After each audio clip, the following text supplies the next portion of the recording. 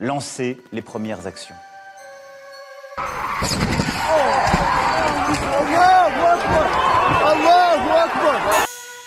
Et cela ne s'arrêtera pas.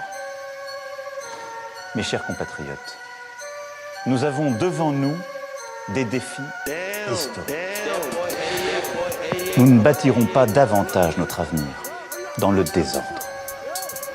Sans ordre républicain, il n'y a ni sécurité, ni liberté. Pour les relever, n'oublions jamais nos forces. Nous allons donc pouvoir retrouver le plaisir d'être ensemble.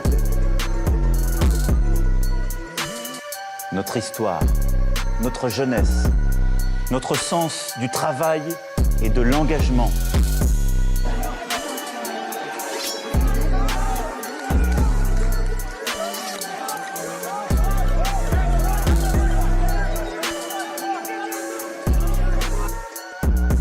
Notre volonté de justice.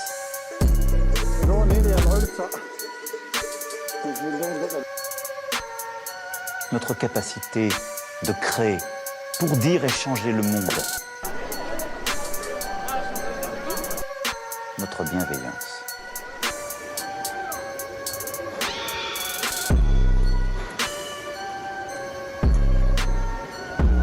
Agissons ensemble, avec toutes ces forces chevillées au corps.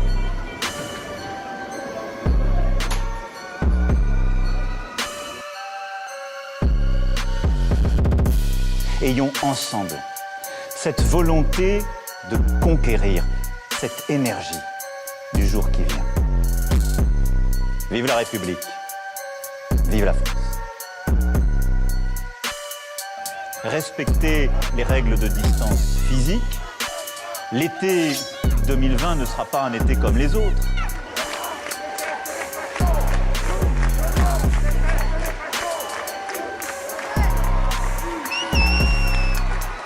Le 22 juin, tous les élèves, de manière obligatoire et selon les règles de présence normales.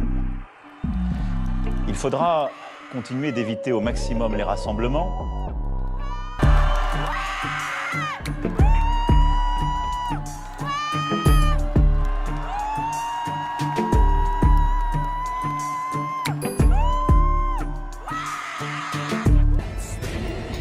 Il faudra continuer d'éviter au maximum les rassemblements. Je l'ai fait.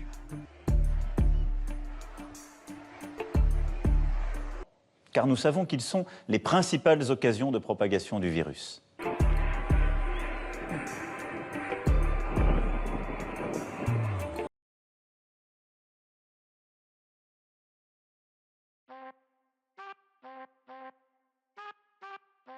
Et il nous faudra veiller à l'évolution de l'épidémie pour nous préparer au cas où elle reviendrait avec plus de force.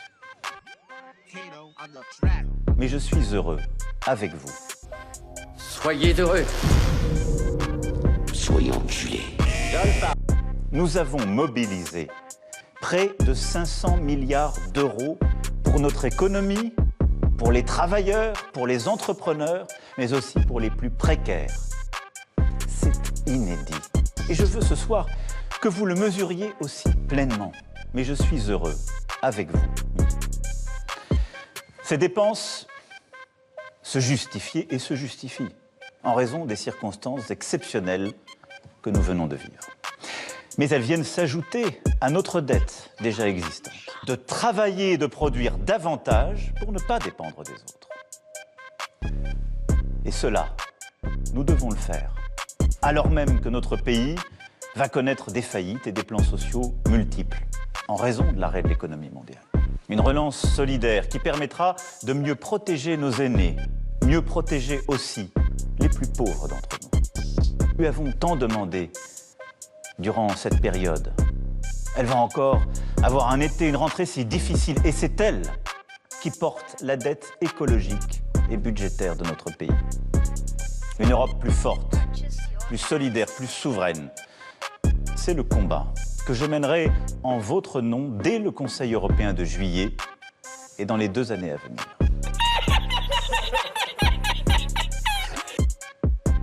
Mais ce combat noble et dévoyé, lorsqu'il se transforme en communautarisme, en réécriture haineuse ou fausse du passé.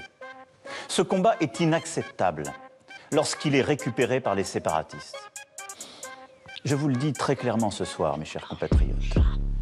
La République n'effacera aucune trace ni aucun nom de son histoire, que nous devons collectivement faire différemment.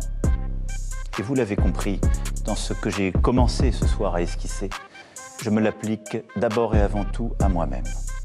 Notre rapport à l'Afrique en particulier, pour bâtir un présent et un avenir possible d'une rive l'autre de la Méditerranée, avec une volonté de vérité et en aucun cas de revisiter ou de nier ce que nous sommes. Pirate de la terre de malédiction, assassin, charognard, et avant tout, sac à merde.